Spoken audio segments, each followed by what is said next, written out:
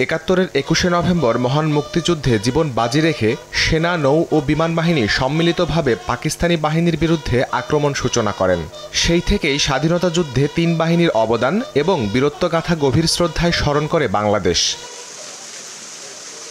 ভোরের আলো ফুটতেই নীরবতা ভেঙে জেগে ওঠে শিখা অনির্বাণ। শুরুতেই ঢাকা সেনানিবাসে শিখা অনির্বাণে শ্রদ্ধা জানান রাষ্ট্রপতি মোহাম্মদ শাহাবুদ্দিন। সে সময় শহীদদের স্মরণে কিছুক্ষণ নীরবে দাঁড়িয়ে থাকেন রাষ্ট্রপ্রধান।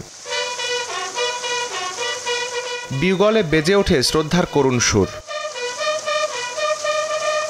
রাষ্ট্রপতির পর শ্রদ্ধা জানান প্রধান উপদেষ্টা ডক্টর মোহাম্মদ ইউনুস। ৩ বাহিনীর চৌকস দল দেন গার্ড অফ অনার। শ্রদ্ধা নিবেদন শেষে শোক বইতে স্বাক্ষর করেন প্রধান উপদেষ্টা। পরে শহীদ বেদিতে নিজ নিজ বাহিনীর পক্ষে পুষ্পস্তবক অর্পণ করেন ৩ বাহিনীর প্রধানও।